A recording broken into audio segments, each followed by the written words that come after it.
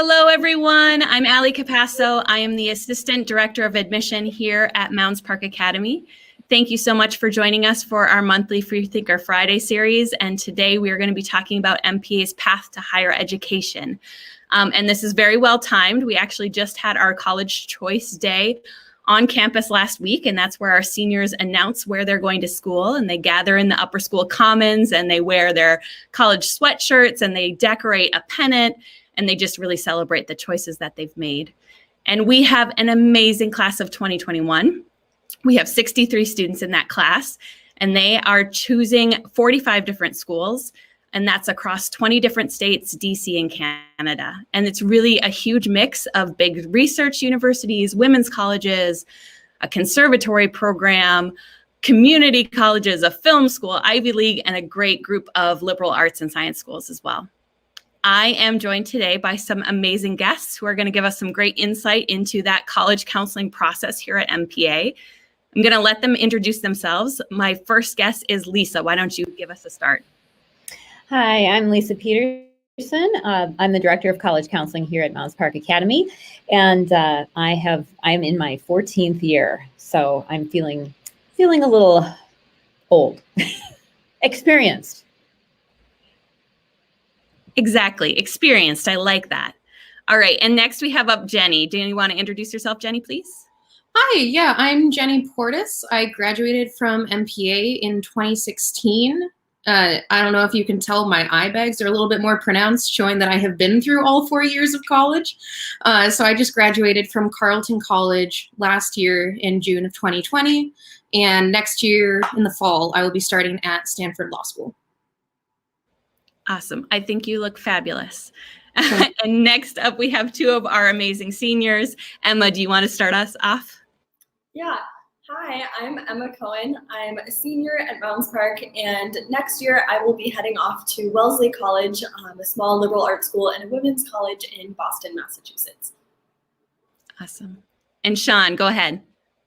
Hello, I'm Sean Park. I'm a senior at Mounds Park Academy. This fall, I'll be attending Columbia University, which is a big research-oriented university in New York City. Great. Thank you guys so much for joining us. And I'd like to just quickly say to our audience, if you're watching us live, that you can post any questions you have in the comment section below, and those will pop up on our screen, and we'll try to answer as many of those as we can during the course of our conversation here. But Lisa, why don't you get us started? Tell us about the college counseling process at MPA. Where and when does that start? And maybe what are some key signposts along the way? Sure. Well, we begin actually in the 9th grade. We have a seminar program that runs 9th grade, 11th grade, and 12th grade with some advisory time in 10th grade to fill in that year. And I like to visit the 9th grade seminar, not so that they immediately begin test prep and looking at colleges, but mainly so they understand what are colleges going to care about down the road. There are lots of myths out there, and we want to make sure that we have our students starting from a solid understanding that the academic program really matters. We want them to settle in and have a really good start to their high school years, make the most of all the opportunities at MPA, but also to know that, there are a lot of different things colleges will pay attention to in their applications down the road. And so we begin just giving them that foundation in 9th grade. In 10th grade, there's a little exposure to the world of standardized testing. So that actual component is under a little bit of flux right now. During the pandemic, testing became an optional component for college applications in most places. And we're kind of curious to see what happens now going forward with that. But we still want our students to be prepared should testing be part of what they submit with their college applications. So in 10th grade, they will take the PSAT for practice and a pre-ACT. And we also have individual check-ins with them in the spring with Ms. Kalfed, who's another counselor on the staff here. She meets with every sophomore to check in on their academic progress, to look ahead to possible career choices, and kind of make sure they're on track with understanding how they're building their profile.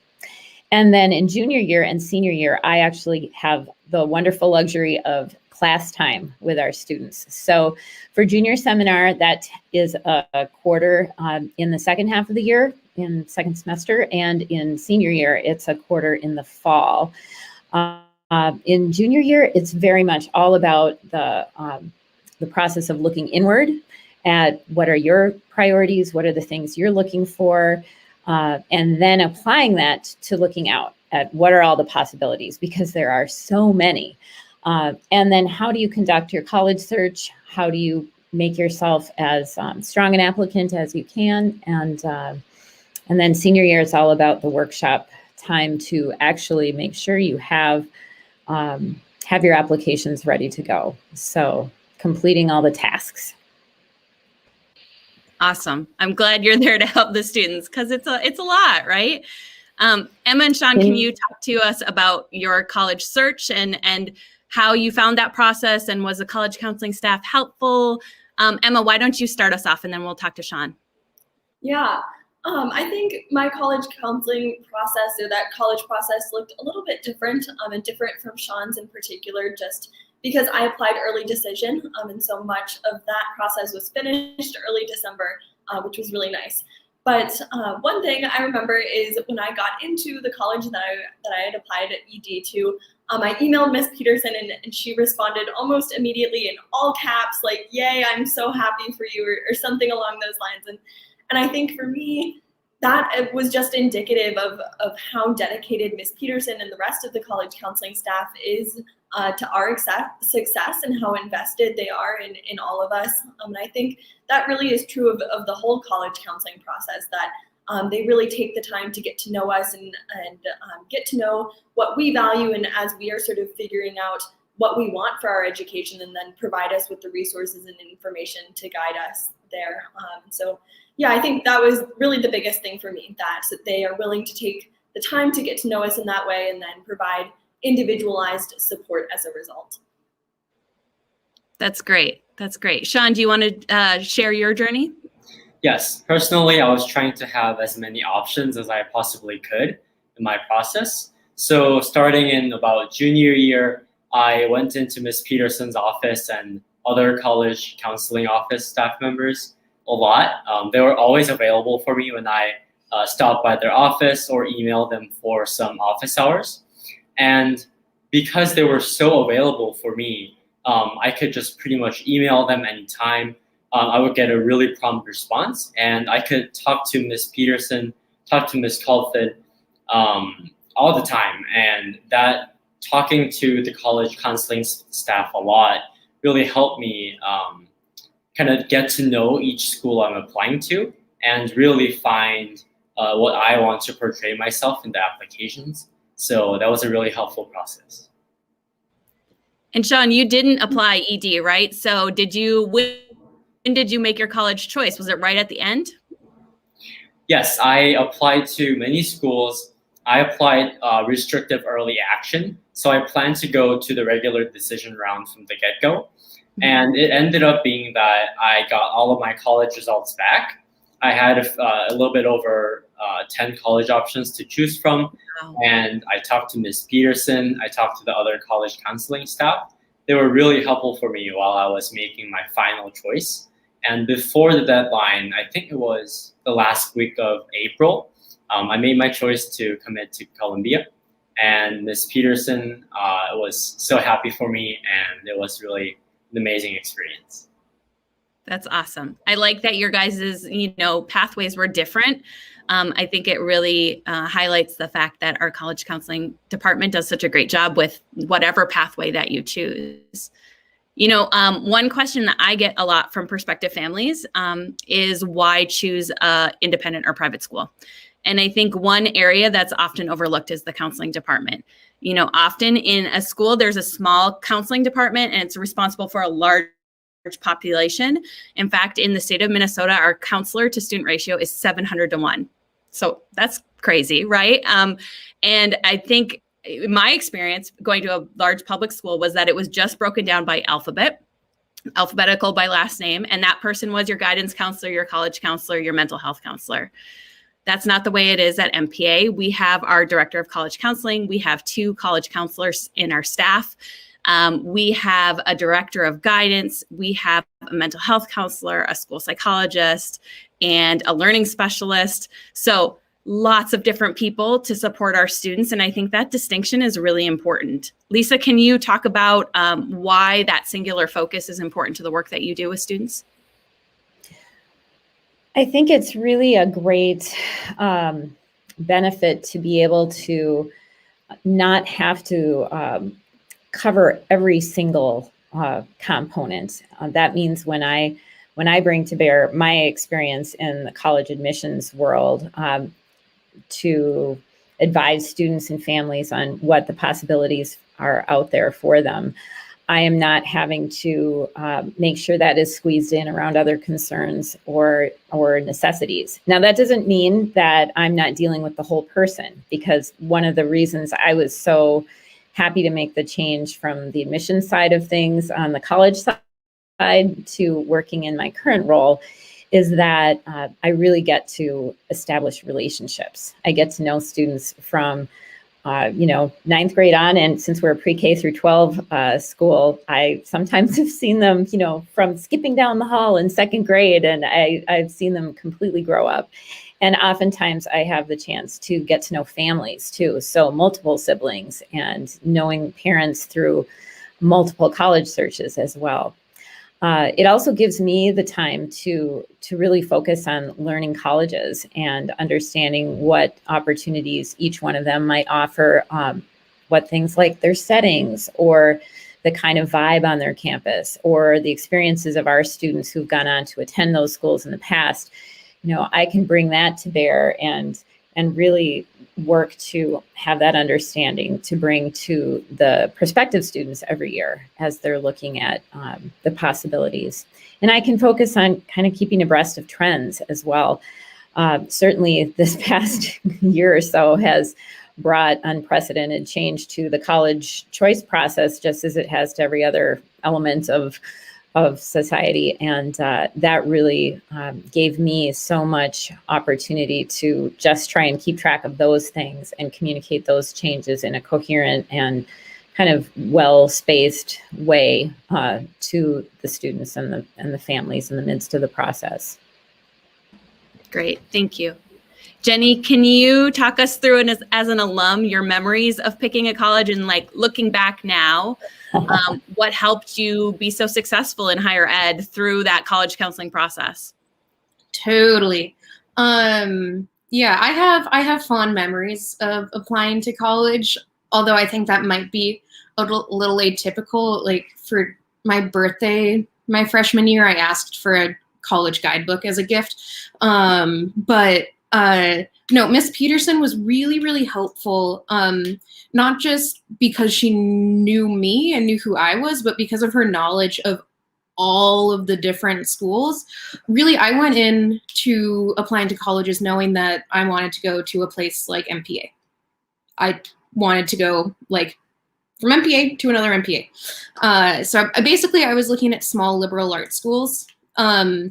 And there are a lot of those, and they can all look very, very similar.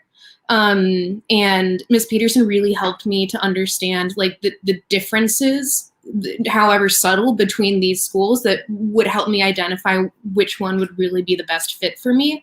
And I can only imagine how much more helpful that would have been if I was applying this cycle and didn't really have the opportunity to visit campuses because of travel restrictions. So Ms. Pederson was super helpful in that way, and I ended up landing on Carleton. And I think the reason why I ended up, doing pretty well there was that it was just a good fit for me. And I do better when I'm happier, which is pretty straightforward and common sense, but it does make a difference where you end up. Totally. All right, we have a question from our audience member, and they are wondering how parents are involved or notified as part of the process. And actually, Lisa, this is one of my future questions for you, so we'll just jump to this one right now. Tell me about that partnership with families. How do you navigate that, and maybe what's a good piece of advice for parents? Okay. Well, we give parents the opportunity to start getting involved in those younger years, mainly through just doing kind of briefer Q&A kinds of handouts, or sometimes meetings that give them a chance to get those questions answered as they have them. I think we live in a world now with the internet and the media that you can get so much information about so many things almost anytime you want it. And sometimes I think in the college process, it's hard to know, like, when is it the right time to expect this or to plan to do that? And so we try to communicate to parents, all right, you should let your ninth graders be ninth graders. And yes, you want to look ahead, but maybe it's not time to, put the pedal to the metal. And at the same time, yes, as 10th grade comes around, 11th grade, we're going to layer in different components of that. We do have a series of parent informational meetings so that I kind of remind them of the timetable that we're aiming for overall. And then here's your little segment now that we're focusing on. I also, we bring in a speaker about financial aid every year, certainly being mindful of the cost of college and the kind of investment that it is. We want our parents to be thinking ahead to that component. And so that's often available to parents if they want to come starting in 10th grade, 9th grade, they certainly can. Some are ready to look at it a little bit later. And we offer a college fair program every year in partnership with some of our independent school, partners in the area. And so parents as well as students are welcome to come to that to start learning about colleges. They might be thinking about, trying to help their child find a good fit as well. Once students reach 9th grade, and I start meeting once students reach 11th grade and I start meeting with them individually, then we layer parents into the conversation as well on kind of an individual basis. So we prefer it if students can kind of take the lead in identifying priorities and getting a sense of direction and charting that course forward, but we definitely see it as a team approach. And there are times when parents really need to be more involved than in others. And sometimes that can even vary within the same family based on the individual student involved. So parent meetings start on an individual basis junior year and can continue in senior year. All right, we have another question, and this is about ACT versus SAT. And he's asking specifically for Carleton, but does my son need to take both for similar schools? Jenny is excited about this one. Well, one thing that's different, perhaps from the time that parents went to college or that I went to college, is that there's no longer any regional bias towards the ACT or the SAT. Really, any college in the country, for the most part, is going to welcome either the ACT or the SAT, whatever the student perhaps does better on or feels more comfortable with. There really isn't a preference any longer. Whereas when we went, you would have found that kind of regional bias in some parts of the country. And for what it's worth, I applied with the ACT. So, what was that, Jenny? I applied with the ACT. Just information out there. And I will just give a little caveat too, is that I used to work in California schools, and they moved to the ACT, which used to be when I applied for college, they were all doing SAT, and they moved to the ACT because the SAT was going through some changes. So sometimes there's that, what Lisa was talking about of following the trends of what's happening with those tests as well, that comes into consideration as well. And since you brought up California, I'll mention that California now is completely test blind for their public institutions. So the UC system and the California state system will actually not consider testing any longer. Yeah, huge changes, right? We'll talk about a little bit more about that towards the end here. But Lisa, just talking, about sort of differences of when, we applied for us older people applied for colleges, right? When I applied for colleges, I think I applied to 3 schools total. I know that is way different. As Sean said, he was accepted to 10, right? So how do you help students navigate the amount of choices that they have these days? Well, I think that it can vary by students, of course, but we see about 6 or 7 each year as the average number of colleges that our students apply to. I always personally advocate to have one school that is more of a likely admission scenario, that is closer to home, or that is a financial safety, or both, so that one is kind of covered in the list. And then beyond that, we really pay attention to what the student and family priorities are, or sometimes limitations. Occasionally there are some things to negotiate between students and parents about their preferences. I remember one year a mom's like, my daughter needs to attend a school that is within X amount of time from an international airport. That was a criteria for that family. Other places, other people have different limitations, or none at all. It depends on the family. So I'm kind of losing track. What was the question? Is there about navigating so many choices? Oh, yes. I also really think it's important not to get distracted by all the rankings that are out there. I think when there are so many options, people really want a way to simplify things for themselves, right? And they can default or look to rankings. And sometimes they do so accepting a ranking without really understanding what goes into making that ranking. They may not understand what's been factored in, what's the methodology, what makes this ranking a good fit for what I'm looking for. So I really encourage them to understand those kinds of things, but then even more so to kind of figure out their own priorities so we can make their own rankings, really. What matters most to me? Okay, then let's look for schools that meet that criteria.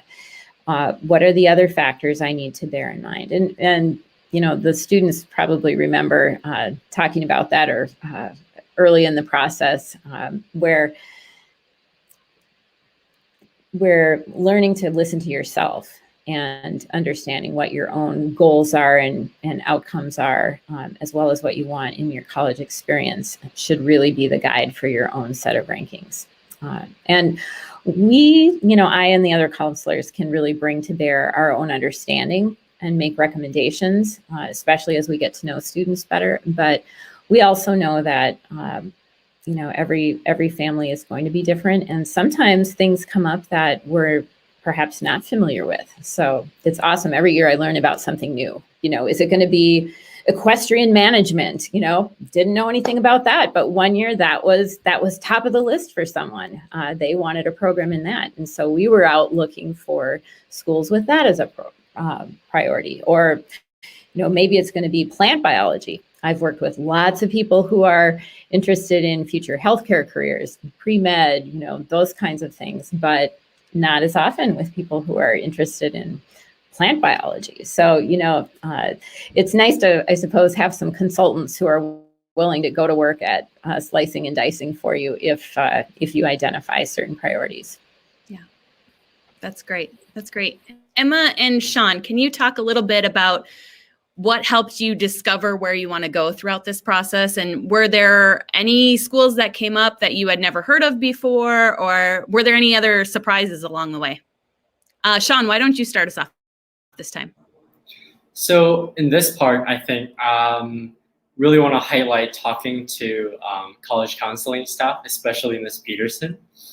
We talked through a lot of different college options.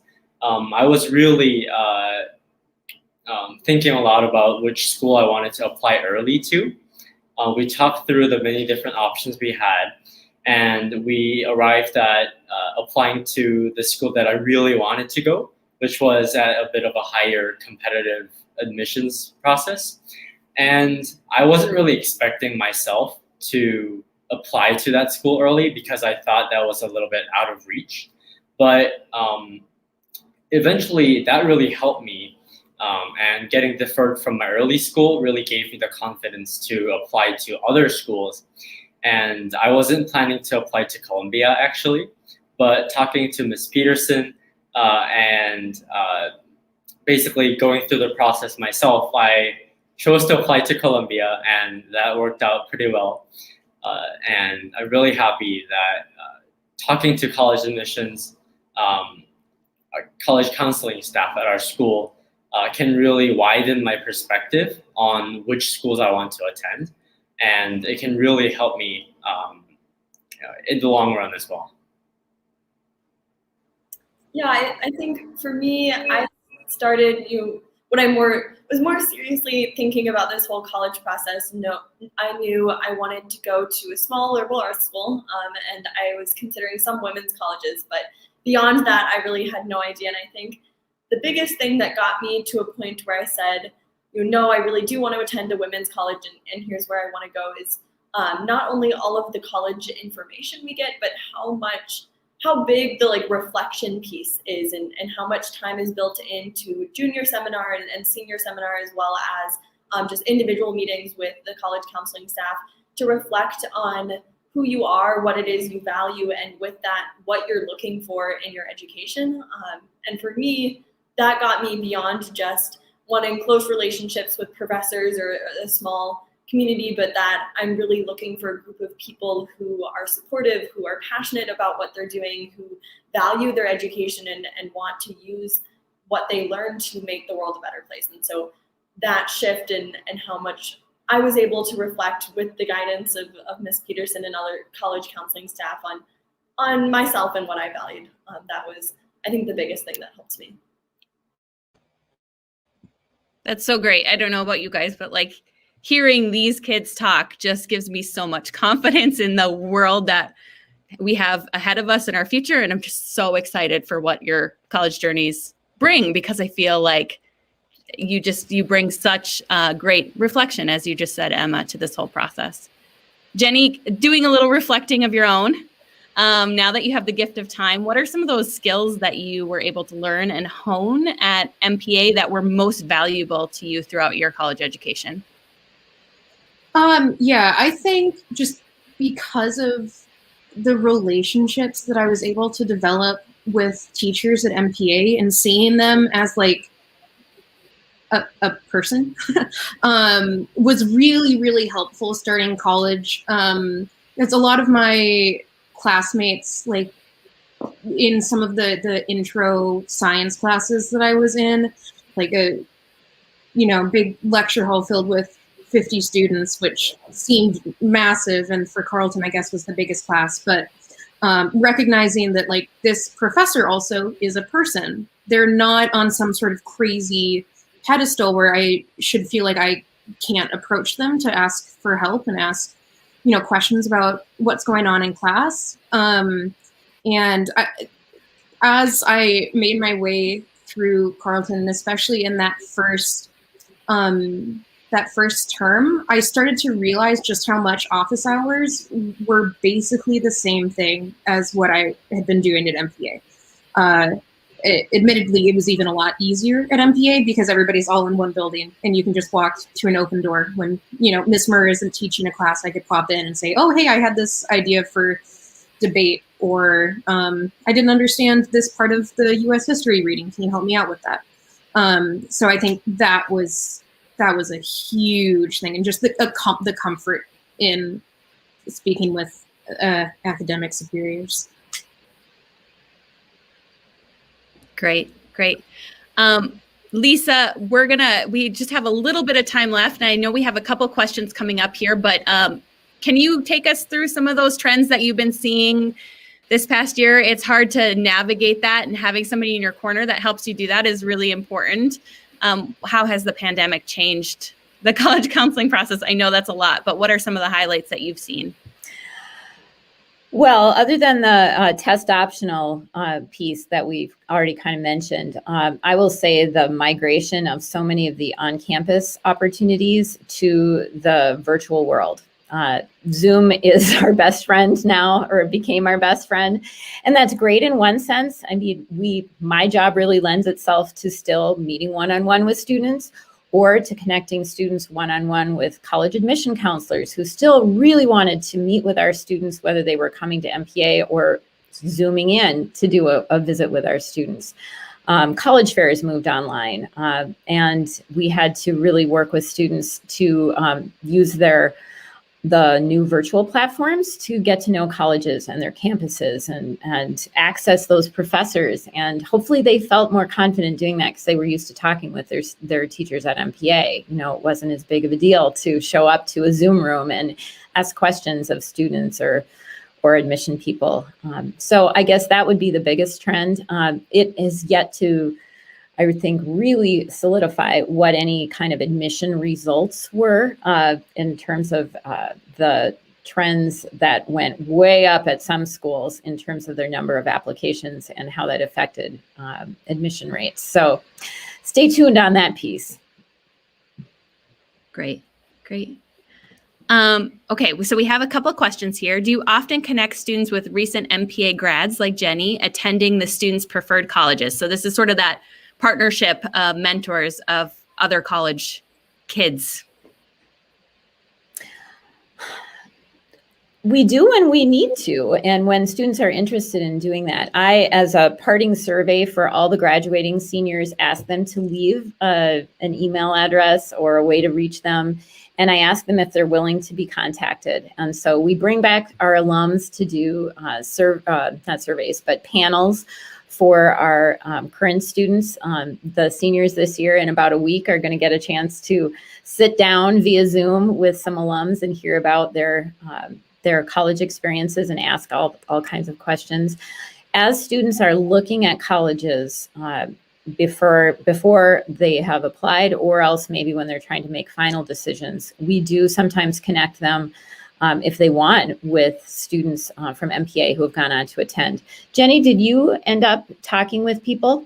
Yeah, I was just about to hop in and share my story. And I think another part of the MPA network that hasn't really been touched on yet is that students are often close enough with each other that they can set up those interactions on their own.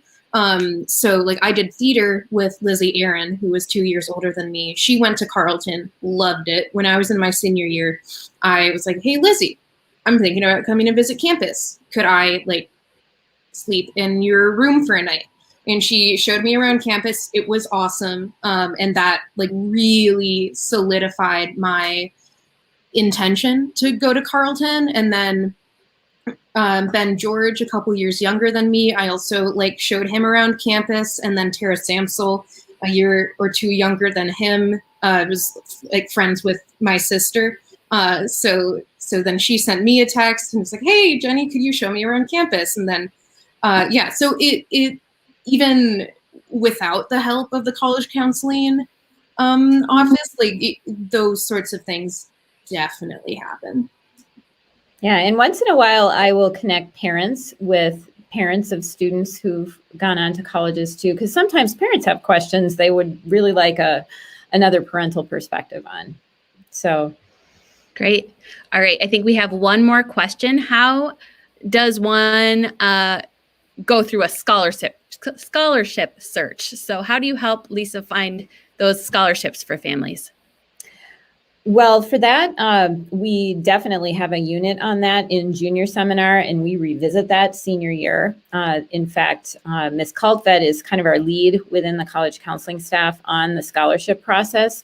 So she introduces that, shows students what the resources are and some recommended sites.